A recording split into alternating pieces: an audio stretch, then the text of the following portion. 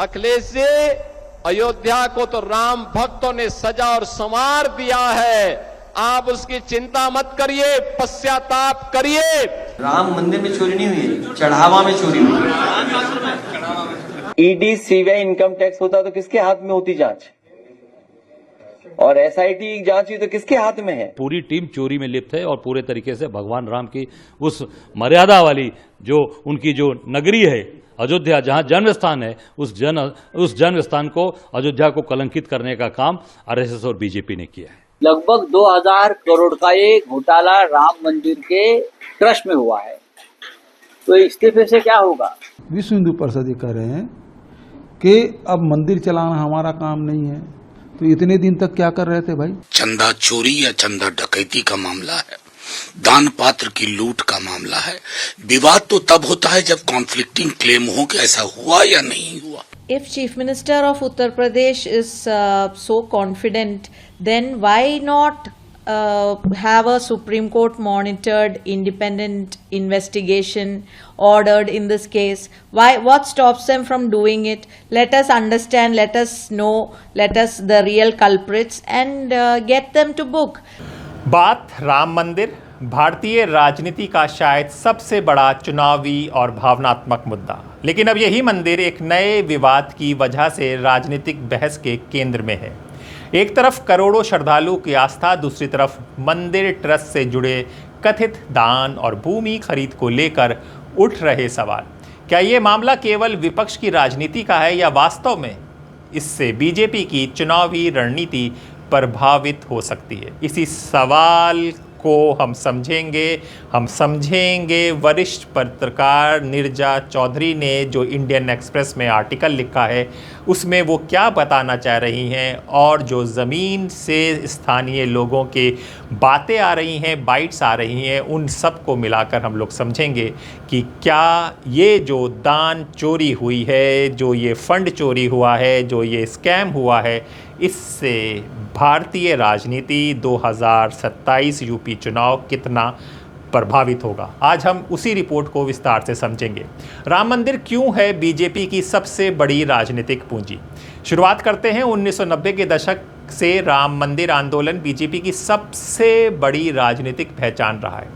अयोध्या आंदोलन ने भाजपा को राष्ट्रीय स्तर पर मजबूत किया। भगवान के सहारे ये लोग जो है बांटो और राज करो की राजनीति अख्तियार किए हुए। राम मंदिर में अभी एक मांग चोरी का है, तो अभी का चोरी का उस पर बात कर रहे हैं। राम मंदिर का जब से रथ यात्रा निकला और अभी तक कितना चंदा हुआ, कितना खर्चा हुआ, ये तो हिसाब आना चाहिए। ये हिसाब कहीं भी आपको कोई भी, भाजपा भी नहीं देना चाहती और नहीं देगी, और कोई सरकार भी इस चीज़ को या विपक्ष भी इस चीज़ को सही तरीके से नहीं उठा रहा।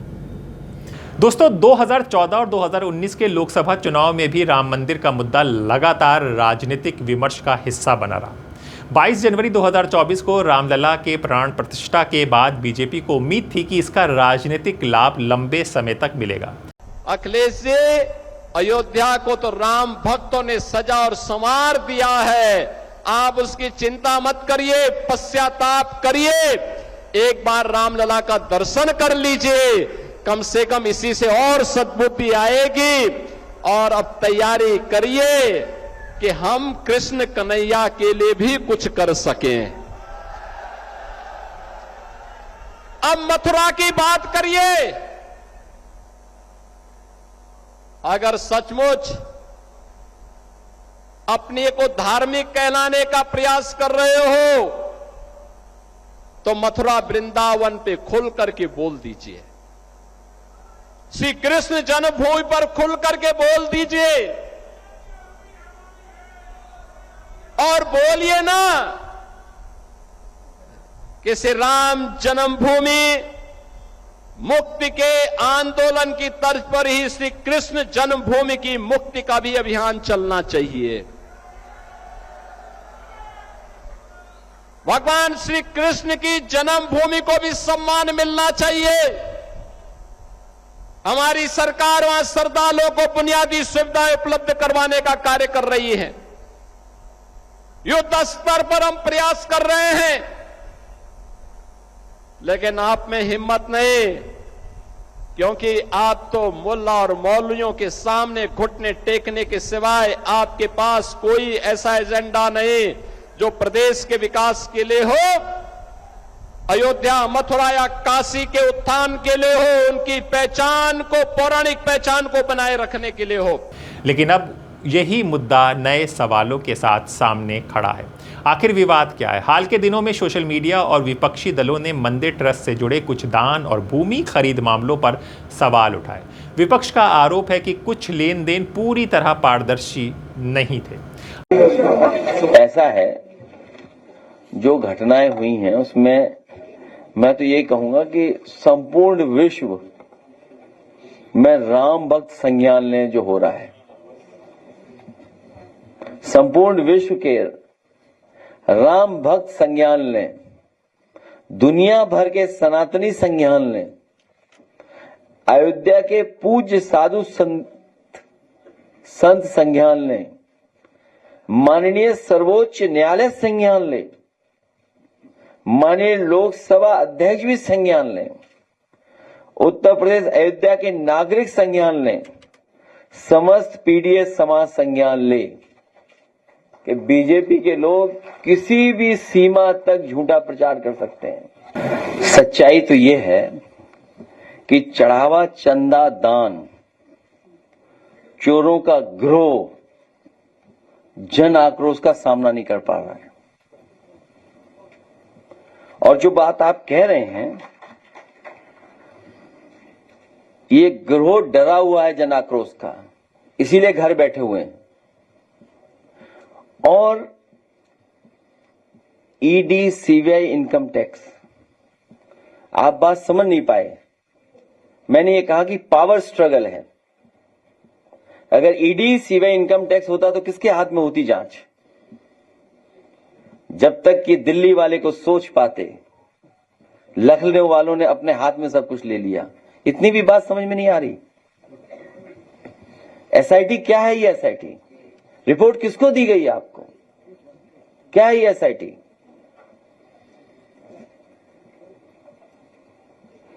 तो इतनी भी बात नहीं समझ में आ रही आपको? ईडी, सीबीआई, इनकम टैक्स होता तो किसके हाथ में होती जांच? और एसआईटी जांच हुई तो किसके हाथ में है? ये बात भी नहीं समझ में आ रही आपको? ये पावर स्ट्रगल की वजह से ये सब कुछ हो रहा है। और वो कहावत है ना, जो give a man power you know the character. तो पैसे को देख करके लोग भौरा गए एकदम। और हम तो ये मानते प्रभु श्री राम के बारे में जो पढ़ता है वो लक्ष्मण रेखा खींच के रखे। मर्यादा पुरुषोत्तम मर्यादाएं को लांग गए ये सब लोग। हालांकि ट्रस्ट ने इन आरोपों से इनकार किया और कहा कि ये सभी प्रक्रियाएं नियमों के अनुसार हुई हैं, यानी ये मामला अभी राजनीतिक आरोप प्रत्यारोप का हिस्सा है, किसी अदालत द्वारा सिद्ध तथ्य नहीं। देखिए, मंदिर पे ट्रस्ट के मीटिंग जो चलती है उसमें निमंत्रित सदस्य होते हैं। ये जो बवाल माध्यम के द्वारा लोगों को गुमराह करने का प्रयास कर रही हैं, तो राम मंदिर में गोपाल जी का भी गफला है, चंपतरा जी का भी है, अनिल जी का भी है, हमारा कुछ नहीं है। फिर भी माध्यम में इतना आ रहा है, इसलिए नैतिकता के आधार पर 2 लोगों ने इस्तीफा दिया, उनका स्वीकार हो गया। और मुझे भी सबने मिलकर सोचा कि अभी थोड़े दिन के लिए आप मंदिर के जो ट्रस्ट की कार्रवाई है उसमें मत आइए। हमने स्वीकार कर लिया, बस उतना ही है। अच्छा बाबूजी, मंदिर में आई अलग ही व्यवस्था अभी नया होगा तो उसमें हमको सहयोग करना है। इसलिए मैं तो 15 तारीख तक तो मंदिर जाऊंगा, देखूंगा, मदद करूंगा। जब तक आवश्यकता पड़ेगी तब तक हम मदद करेंगे। नया टीम आ जाएगी तो पीछे हट जाएंगे। यूपी चुनाव से इसका क्या संबंध है, इसको समझिए। नीरजा चौधरी लिखती हैं कि उत्तर प्रदेश की राजनीति केवल विकास के मुद्दे पर नहीं चलती, यहाँ प्रतीकों और राजनीति की उतनी ही महत्वपूर्ण है। जी हाँ, राम मंदिर ऐसे ही एक प्रतीक रहा है। यदि इस प्रतीक पर सवाल उठने लगे तो विपक्ष इसे बीजेपी के खिलाफ इस्तेमाल करने की कोशिश करेगा। देखिए, चंपत राय बंसल ये शुरू से राम मंदिर प्रकरण से जुड़े हैं। जब चंदा इकट्ठा हो रहा था, गांव-गांव में शिला पूजन हो रहा था राम मंदिर आंदोलन के समय, उस समय भी ये जुड़े थे और उस समय भी ये अशोक सिंघल जी के बड़े खास सिपा सालार थे, उनके बड़े नज़दीक थे। वही कारण से उन्होंने पूरा अयोध्या के अंदर अपना साम्राज्य बढ़ाया। उस समय चंदा चोरी किया इन लोगों ने, पूरी टीम ने मिलकर। अशोक सिंघल जी आज नहीं हैं, उस समय भी काफ़ी बड़े 1400-1500 करोड़ रुपए का उन्होंने उसमें भी गबन किया था। उसके बाद जब माननीय सर्वोच्च न्यायालय की तरफ से निर्णय आया कि वहाँ पर भगवान राम का भव्य मंदिर बने और वहाँ पर स्थान चयन हुआ, उस समय से जब ज़मीन इन लोगों ने लेना शुरू किया, ज़मीन का बड़ा घोटाला किया। उसके बाद अब चढ़ावा में भी पैसे खा रहे हैं, भगवान का पैसा, भगवान राम का पैसा खा गई है लोग। तो ये सब अभी चुप्पी तोड़ रहे हैं। पहले क्यों नहीं बोला इन्होंने? अगर पहले गलत हो रहा था तो इनको पहले बोलना चाहिए था। जब सारी चीज़ें बाहर निकल कर आ गई तब आप चुप्पी तोड़ रहे हैं। अगर आप ईमानदार हैं, अगर आप भगवान के भक्त हैं, तो आपको गलत चीज़ें अगर पता चली उसमें तत्काल कार्रवाई करानी चाहिए, तो उसमें बोलना चाहिए था, मीडिया के सामने, लोगों के सामने, प्रशासन के सामने। सरकार आपकी है यहाँ से लेकर दिल्ली तक, क्यों नहीं बोले? आज जब फंस गया गला तो अब चुप्पी तोड़ रहे हैं। भगवान राम का पैसा खा गए, माताओं बहनों के आंचल का पैसा, जो माताएं बहनें अपने आंचल से पैसा बांध कर लेकर जाती थी, वो खा गए। अब बोल रहे हैं ऐसे लोगों को तत्काल कठोर से कठोर दंड मिलना चाहिए। मेरी मांग है सरकार से। योगी जी के अंदर थोड़ी सी भी नैतिकता बची है, थोड़ा सा भी अगर मोदी के अंदर नैतिकता है तो निश्चित तौर से कार्रवाई करें चंपत राय बंसल पे, अनिल मिश्रा पे, गोविंद देवगिरी पर, और जो एक और वहाँ पर बैठे हैं गोपाल राव, इनके ऊपर कार्रवाई होनी चाहिए, क्योंकि ये लोग पूरे भगवान राम का चढ़ावा चोरी किए हैं, चंदा चोरी किए हैं, और निश्चित तौर से इनको कठोर से कठोर दंड मिलना चाहिए। मेरी 8 लोग गिरफ्तार हैं, 8 लोग पर तो कार्रवाई चली गई है। वो 8 लोग तो साधारण लोग हैं, जो इनके कर्मचारी थे, जो इनके कहने से वहां पे चोरी करते थे। वो 8 तो कर्मचारी हैं इनके।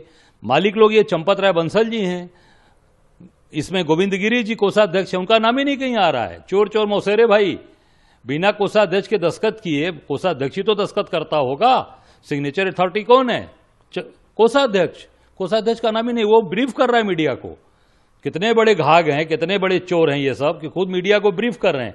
सोच सकते हैं आप। इससे साबित हो रहा है कि पूरी टीम चोरी में लिप्त है और पूरे तरीके से भगवान राम की उस मर्यादा वाली जो उनकी जो नगरी है अयोध्या, जहां जन्म स्थान है, उस जन्म स्थान को, अयोध्या को कलंकित करने का काम आरएसएस और बीजेपी ने किया है। अरे चोर जब गोविंद गिरी कर रहे हैं, चोर नहीं है तो इसका मतलब बड़े वाले चोर हैं। गोविंद गिरी उससे बड़े चोर हैं। पूरे लोग शामिल हैं उस, जितने वहां पर चढ़ावा चोरी में जो लोग हैं वहां पर बैठे, वर्तमान के ट्रस्ट में जितने भी लोग बैठे हैं, नृपेंद्र मिश्रा से लेके चंपत राय बंसल, गोविंद गिरी, गोपाल राव, और वहां पर एक जो और नाम आ रहा है, सब लोग, ये लोग उसमें लिप्त हैं और सारे लोग उसमें शामिल हैं। निश्चित तौर से इन पर कठोर कार्रवाई होनी चाहिए और तत्काल ये ट्रस्ट भंग होना चाहिए। तत्काल भंग करे इसको मोदी जी। और यहाँ पर परम पूज्य चारों जो शंकराचार्य हैं हमारे, उनके द्वारा जो लोग नामित लोग, उनको रखा जाए, धर्माचार्य, और अयोध्या के लोगों को विशेष रूप से उस पर उनको शामिल करना चाहिए, क्योंकि वो पीढ़ियों से भगवान राम की सेवा करते चले आ रहे हैं, उनको स्थान मिलना चाहिए। अरे घर घर की चर्चा हो गई है अब गिरीश जी, घर घर में चर्चा है। लोग कह रहे हैं भाजपाइयों को, देखो चढ़ावा चोर आ गए। मैं एक जगह कल तिरुदशा में गया था, वहां कुछ भाजपा के लोग बैठे थे बनारस के, वहां पर लोग बोलने शुरू कर दिए चढ़ावा चोर, सब भाग गए वहां से। तिरुदशा की बात कर रहा हूं मैं। ये हाल हो गया कि अब भाजपा के लोगों को देखते लोग चढ़ावा चोर, भगवान राम का पैसा खाने वाले आ गए। अब ये लोग बोलना शुरू कर दिए। गांव गांव, घर घर, पूरे देश के अंदर, उत्तर प्रदेश नहीं, गांव, पूरे देश के गली गलिया, कश्मीर से लेके कन्याकुमारी तक, उड़ीसा से लेके गुजरात तक, हर गांव गली में चर्चा है कि चढ़ावा चोर ये भगवान राम का, जिनके नाम के आए पूरे देश में, भगवान राम के नाम पे भगवान राम का ही चढ़ावा का पैसा खा गए। समाजवादी पार्टी की रणनीति भी समझिए। रिपोर्ट के अनुसार समाजवादी पार्टी इस मुद्दे को बीजेपी के खिलाफ राजनीतिक हथियार बनाने की कोशिश कर सकती है। अखिलेश यादव पहले भी कई बार मंदिर ट्रस्ट और सरकार से जुड़े मुद्दों पर सवाल उठाते रहे हैं। पहले आप बताओ सवाल क्या है? राम मंदिर में चोरी नहीं हुई है, चढ़ावा में चोरी हुई है। इतने बड़े अखबार हो, क्यों ऐसा नहीं करते पत्रकार भाई? नहीं, सवाल सही पूछा। देखिए, मैं अपने पत्रकार साथी का धन्यवाद देता हूं कि उन्होंने चढ़ावे की चोरी की बात की। अब आप देखिए, चढ़ावे की चोरी के बाद कितना दुर्भाग्य है कि हमारे धर्म के और मंदिर के लोगों की जांच पता है कौन करेगा? अधिकारियों। बताओ हमारे धर्म में को आगे बढ़ाने वालों की जांच अधिकारी करेंगे? इससे बड़ा दुर्भाग्य और क्या हो सकता है सनातन धर्म के लिए? कि बताइए, प्रभु श्री राम, मर्यादा पुरुषोत्तम राम के चढ़ावे में अगर कोई बात हुई है तो कैमरा बंद कर करके आपस में बातचीत कर लें, और कैमरा बंद कर करके, आंखें बंद कर करके जो चढ़ावा चोरी हुआ वो वापस रख दो, भगवान प्रभु श्री राम माफ कर देंगे। लेकिन बताओ अधिकारी जांच करेंगे हमारे भगवान के पुजारियों? ये सनातन धर्म का अपमान है, ये सनातन धर्म का अपमान है कि बताओ हमारे साधु संतों की इतनी पवित्र और प्रतिष्ठित जगह की जांच अधिकारी करेंगे? ये सनातन धर्म पर चलने वाले कोई स्वीकार नहीं कर सकते। वहां कैमरे बंद कर दो, लाइट बंद कर लो, प्रभु श्री राम के सामने अपने आप कोई चढ़ावा फिर रख जाएगा। उनकी कोशिश होगी कि गैर यादव, पिछड़े, दलित और कुछ स्वर्ण मतदाताओं के बीच ये संदेश जाए, बीजेपी केवल धार्मिक भावनाओं का इस्तेमाल करती है। और यहीं पर सबसे बड़ी चुनौती आती है योगी आदित्यनाथ के ऊपर। देखिए, राम मंदिर में इस्तीफा लिया है, राम मंदिर के भ्रष्टाचार में, तो उसमें आश्चर्य की बात क्या है? सबसे पहले जो लूट हुई है राम मंदिर की, उसका हिसाब कौन देगा? 50 रुपया की अगर कोई गरीब चोरी करता है तो उसको अरेस्ट किया जाता है, मालूम है? 10 लाख का कोई गैर व्यवहार हो गया तो वहां ईडी घुस जाती है।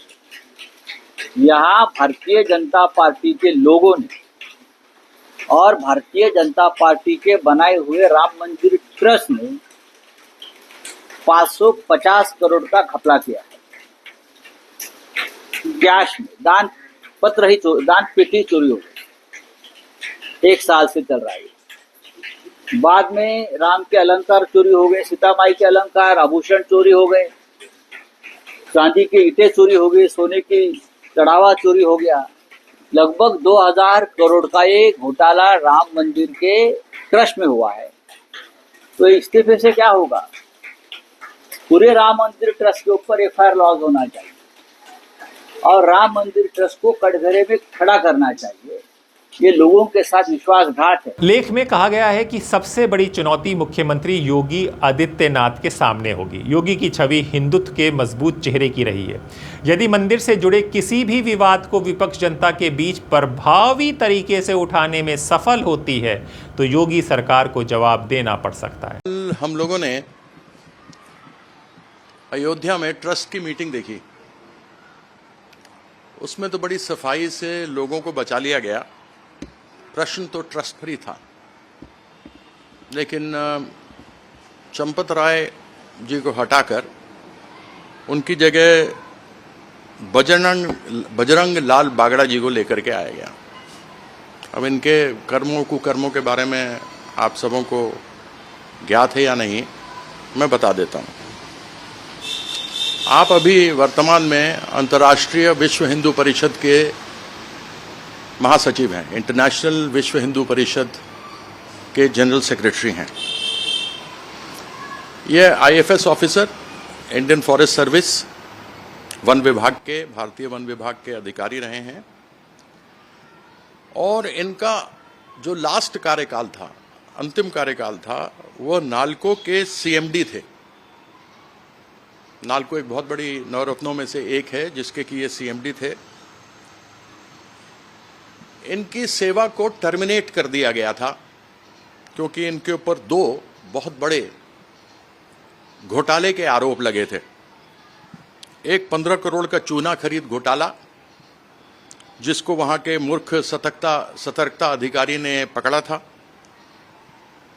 और उसके बाद उसकी जांच CBI ने की थी क्योंकि इन्होंने कुछ सप्लायर्स को अलग से काम दिया था। उसके साथ ही फ्लाई ऐश राख निपटारा घोटाला था। उसके कारण से इनके ऊपर जो आरोप लगे थे, केंद्रीय खान मंत्रालय ने CMD के रूप में इनके कार्यकाल के नियमित विस्तार की मंजूरी नहीं दी थी। मई 2013 में मंत्रालय ने उनकी सेवानिवृत्ति रिटायरमेंट के 10 महीने पहले ही उनकी सेवाएं समाप्त कर दी थी।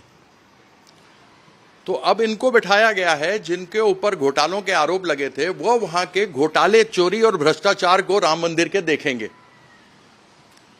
अब आप सोचिए, कहावत है, मैं इनको नहीं कह रहा, लेकिन कहावत है कि अगर चोर को ही संपत्ति की रखवाली के लिए रख दिया जाए तो आप समझ सकते हैं कि उसकी क्या रखवाली होगी। हालांकि बीजेपी को भरोसा है जनता की आस्था इन आरोपों से प्रभावित नहीं होगी। क्या बीजेपी की चिंता बड़ी है? जी हां, लेख में कहा गया है कि बीजेपी अभी भी उत्तर प्रदेश में मजबूत संगठन रखती है, लेकिन विपक्ष को यदि कोई बड़ा भावनात्मक मुद्दा मिल जाता है तो चुनावी मुकाबला कठिन हो सकता है। देखिए, ये जब फंस जाते हैं तो इस प्रकार से बयान देते हैं, चाहे विश्व हिंदू परिषद की बात हो, चाहे वो आरएसएस की बात हो। महात्मा गांधी के हत्या में जब नाथूराम गोडसे पकड़े गए तो आरएसएस ने उसे पल्ला झाड़ लिया, जबकि जिंदगी भर वो आरएसएस से जुड़े रहे और कहा ये हमारा सदस्य नहीं है। आज उसी तर्ज पे विश्व हिंदू परिषद ये कह रहे हैं कि अब मंदिर चलाना हमारा काम नहीं है। तो इतने दिन तक क्या कर रहे थे भाई? इतने दिन तक के आपके आदमी क्या कर रहे थे? उस समय विरोध क्यों नहीं किया?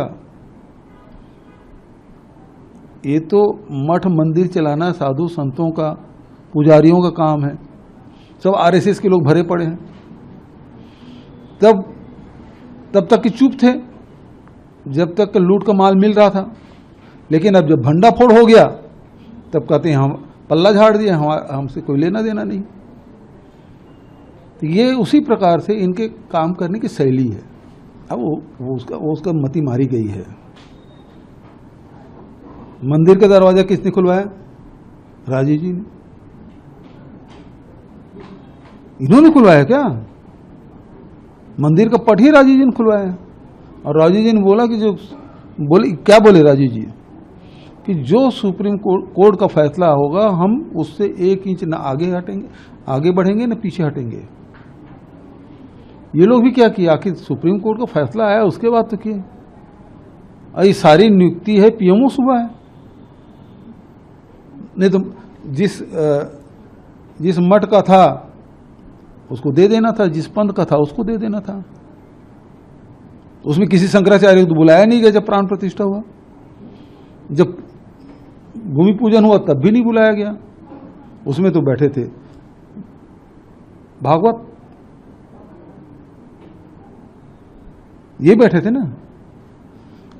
तो सवाल इस बात का है कि अब जब भंडाफोड़ हो गया, सैकड़ों हजारों करोड़ का घपला अब एक एक करके उजागर होते जा रहा है, तब बचने की कोशिश हो रही है।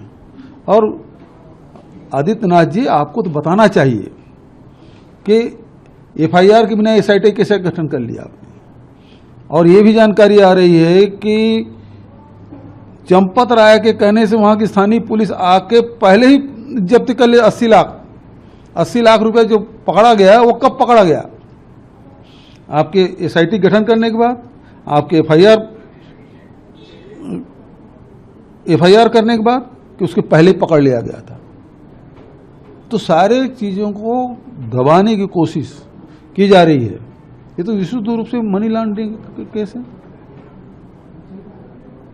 ईडी क्या कर रही है इसमें? क्यों नहीं कर रही है जांच? जब हजारों करोड़ रुपया अफरा तफरी हो गया, चढ़ावा को लूट लिया गया, ये चोरी तो नहीं है, सीधा सीधा डकैती है। ये बड़ा षड्यंत्र है। जांच का दायरा अभी तक किसी पूछे, केवल 8 लोग गिरफ्तार किए, उसको पूछताछ तक, रिमांड में तक नहीं ली पुलिस। ऐसी योगी की पुलिस है। और बुलडोजर कब चलेगा भाई? सबके गरीब के घर में बुलडोजर चलाते हो, अब बुलडोजर चलाओ। राम मंदिर अब केवल धार्मिक नहीं बल्कि राजनीतिक प्रतीक भी बन चुका है। इसलिए इससे जुड़ा हर विवाद राष्ट्रीय बहस बन जाता है। विपक्ष की राजनीति, जी हां, कांग्रेस, समाजवादी पार्टी और अन्य विपक्षी दल इस मुद्दे को पारदर्शिता और जवाबदेही से जोड़ रहे हैं। उनका कहना है कि यदि करोड़ों लोगों ने श्रद्धा से दान दिया है तो हर खर्च का पूरा हिसाब सार्वजनिक होना चाहिए। भारत में सनातन धर्म में भगवान राम का एक अलग महत्व है और एक वे आदर्श हैं हमारे, इसलिए भगवान राम के प्रति आस्था हमारे लिए एक जीवन का एक लक्ष्य है कि हम भगवान राम के भक्त हैं। और विशेषकर मेरा परिवार राघवगढ़, राघव जी का मंदिर है, बहुत पुराने समय से वहां हमारे जोत जल रही है। और जब शिला पूजन का रथ यात्रा निकली, हमने उसमें भी चंदा दिया। मैं कांग्रेस का मेंबर हूं लेकिन राम जी का भक्त हूं। तब भी हमने चंदे का हिसाब मांगा, चंदे का हिसाब फिर नहीं दिया। बाबरी मस्जिद गिर गई, उसके बाद भी इन्होंने चंदे का हिसाब नहीं दिया। फिर नरसिम्हा राव जी ने 62 एकड़ जमीन एक्वायर करके राम मंदिर निर्माण के लिए कोशिश की।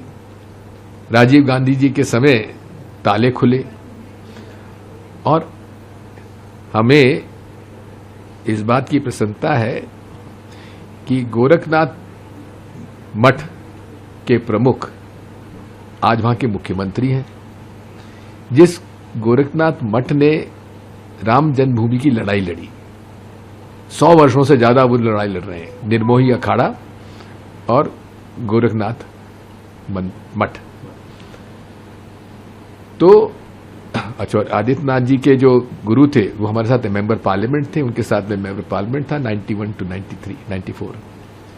कहने का मेरा मतलब यह है कि हमारे लिए आस्था का प्रश्न है। जब सुप्रीम कोर्ट के फैसले आने के बाद ये सर्वसम्मति होगी, नहीं मंदिर बनने दीजिए और मुस्लिम्स के लिए 5 एकड़ जमीन और अच्छी वहां पे एजुकेशन कॉम्प्लेक्स और मस्जिद बनाने के लिए पैसा भी दी। उसका तो निर्माण अभी तक हुआ नहीं, लेकिन मंदिर का निर्माण हो गया। अब मंदिर का निर्माण कराने की जवाबदारी किसकी थी? नृपेंद्र मिश्रा जी की। नृपेंद्र मिश्रा जी कौन है? सबसे विश्वास पात्र माननीय प्रधानमंत्री जी के प्रिंसिपल सेक्रेटरी रहे। वो खुद कह रहे हैं कि बहुत लूट हुई है, डकैती हुई है, लेकिन अब उनके निर्माण काम में भी मालूम पड़ रहा है कि उसमें भी कमीशन 40% लिया जा रहा था।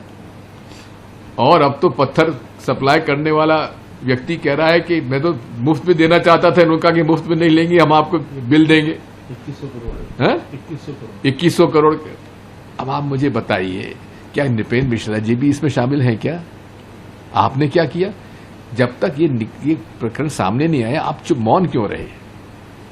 आप पर भी जिम्मेदारी आती है। नृपेंद्र मिश्रा जी का मैं बहुत सम्मान करता हूं, बहुत अच्छे अफसर रहे हैं, लेकिन ये आप अगर उसमें इतने प्रभावशाली हैं मोदी जी से, तो कहिए अपनी छवि बचा लीजिए। मोदी जी आप बदनाम हो रहे हैं, बता दे रहा हूं। मैं मोदी जी से कह रहा हूं कि लोगों में आपके प्रति जो इज्जत थी ना, आप समाप्त कर रहे हैं। आप ये जितने चंपत राय जैसे लोग, ये चंपत राय आपका सगा हो गया।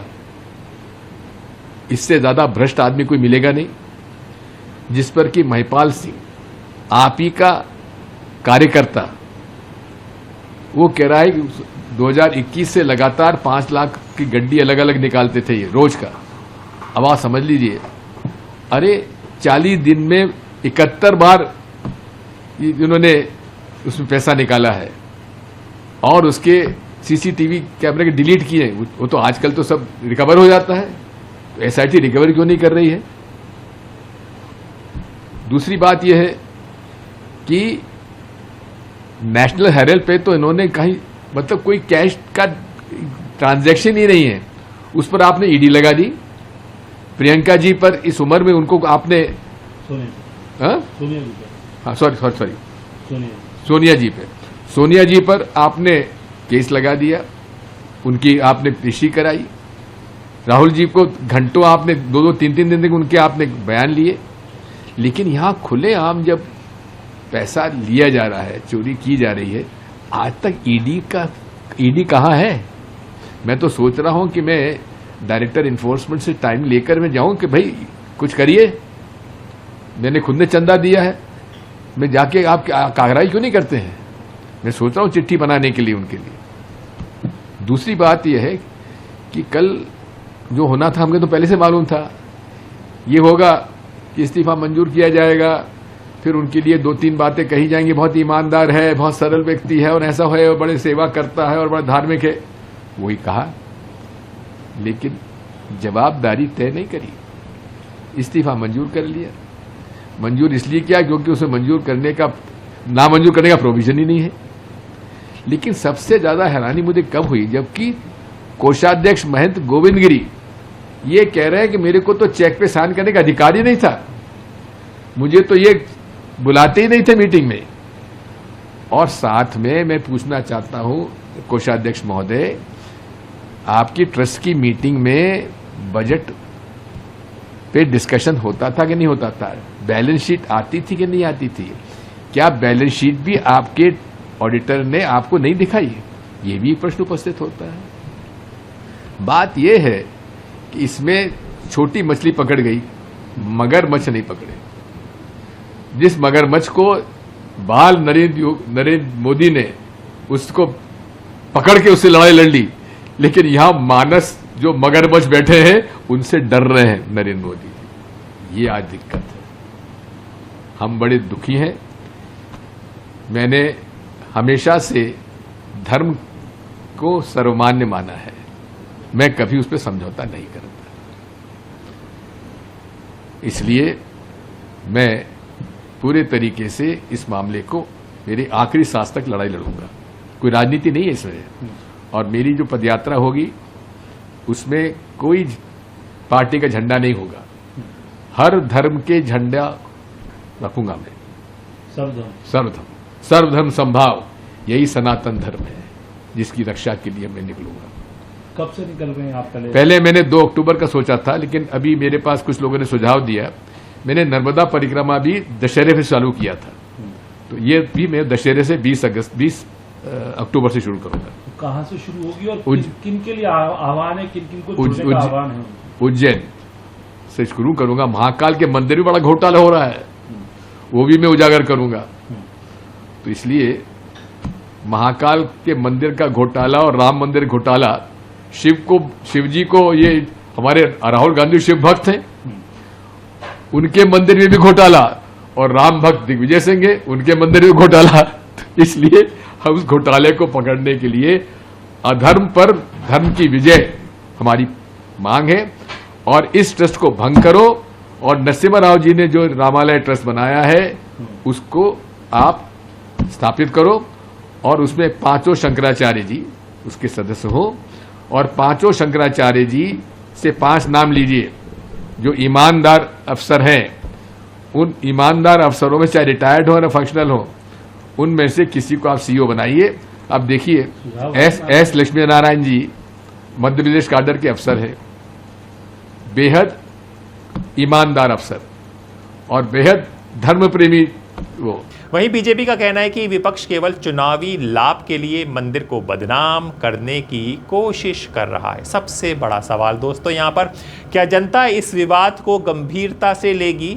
क्या आस्था राजनीति पर भारी पड़ेगी, या राजनीतिक आरोप चुनावी माहौल बदल देंगे? इन सवालों का जवाब आने वाले चुनाव में मिलेगा। सर, आज सवेरे मेरे पास जिस आरएसएस कार्यकर्ता मेरे को ले गए आरएसएस चीफ के पास,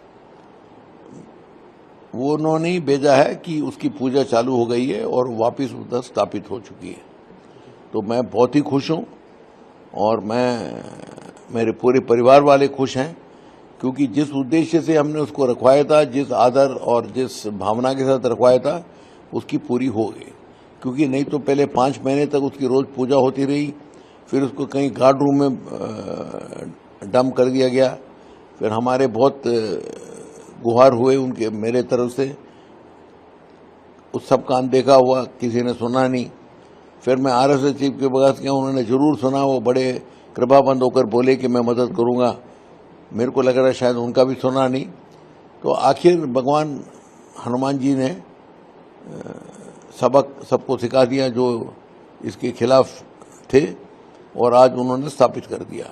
भगवान तो कलयुग में नीचे उतर के तो आएंगे नहीं हमारे सामने, मैं तो अल्प मनुष्य हूँ, मगर मेरे को लग रहा है मीडिया के माध्यम से और उत्तर प्रदेश सरकार के माध्यम से सब उन्होंने जो काम वो चाह रहे थे वो मैं चाह रहा था कि रामचरितमानस का जो स्थान है वो प्राप्त हो, ताकि लोग उसके दर्शन कर सकें, उसके प्रति अपने भक्ति प्रकट कर सकें, उस जगह रखवा दिया है। तो आपको ट्रस्ट की तरफ से आधिकारिक रूप से इसकी जानकारी दी गई है आपको? नहीं, ट्रस्ट के रूप से कोई आधिकारिक रूप से जानकारी नहीं दी गई, मगर मेरे पास जब मैसेज आ गई है your thing has been and through an RSS कार्यकर्ता, मैं तो ये मानता हूं कि सही चैनल से आ गई है।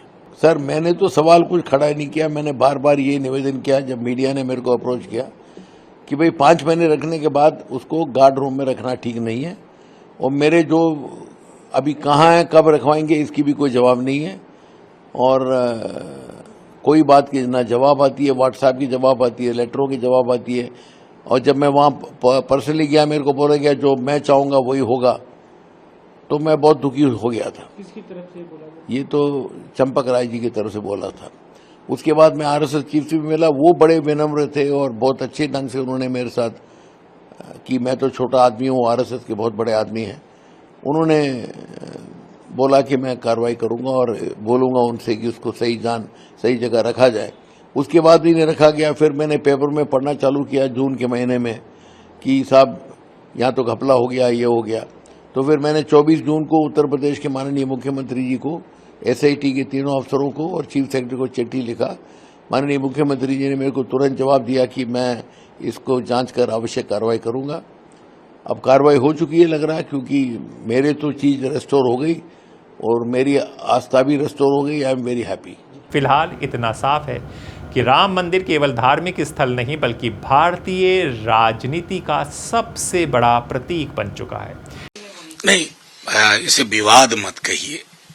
विशुद्ध घोटाला, चंदा चोरी या चंदा डकैती का मामला है, दान पात्र की लूट का मामला है। विवाद तो तब होता है जब कॉन्फ्लिक्टिंग क्लेम हो कि ऐसा हुआ या नहीं हुआ। यहां तो स्पष्ट है। लेकिन मैं ये कह रहा हूं, कल भी मैंने आप लोगों से बातचीत में कहा, चुप्पी खल रही है माननीय प्रधानमंत्री जी की। गाने तो उनके नाम से बनाए गए थे ना, जो राम को लाए हैं।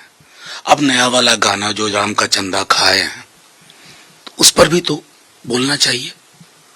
श्रद्धा तो थी ना राम में, तो 8 आने 2 रुपए 3 रुपए लोगों ने दिए। उनकी श्रद्धा के साथ खिलवाड़ है। और जो अब तक की चीजें हमें दिख रही हैं वो है कि छोटी मछलियां पकड़ी जाएंगी, कबई, मांगूर। जो बड़े बड़े कतला हैं, शार्क बिल्की हैं, वो बचा लिए जाएंगे। अगर इस गैर विश्वास, इस गैर भरोसे को तोड़ना है तो चीजें स्पष्ट होनी होंगी। इसलिए उससे जुड़ी हर खबर राष्ट्रीय चर्चा का विषय बन जाती है। लेकिन ये भी याद रखना जरूरी है, किसी भी आरोप को अंतिम सत्य मानने से पहले आधिकारिक जांच और प्रमाणों का इंतजार करना चाहिए। If Chief Minister of Uttar Pradesh is so confident, then why not have a Supreme Court monitored independent investigation ordered in this case? Why? What stops them from doing it? Let us understand, let us know, let us the real culprits and get them to book.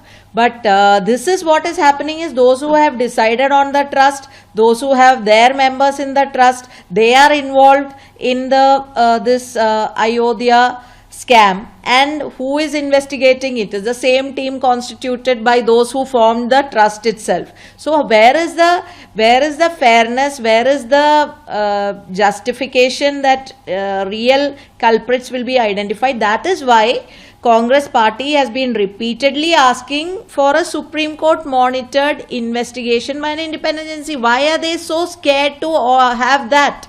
लोकतंत्र में सवाल पूछना भी जरूरी है, तथ्यों के आधार पर जवाब देना भी उतना ही जरूरी है। दोस्तों, आपकी क्या राय है? क्या राम मंदिर से जुड़े विवाद को उत्तर प्रदेश की राजनीति पर असर पड़ेगा या जनता इन आरोपों को चुनावी राजनीति मानकर नजरअंदाज कर देगी? अपनी राय कमेंट में ज़रूर लिखें। अगर वीडियो पसंद आया तो लाइक करें, चैनल को सब्सक्राइब करें और वीडियो को शेयर करना ना भूलें। और अपने दोस्त हैदराबाद नकवी को इजाज़त दें। फिर होगी मुलाकात एक नई घटना के साथ। तब तक के लिए दासो तंत्र।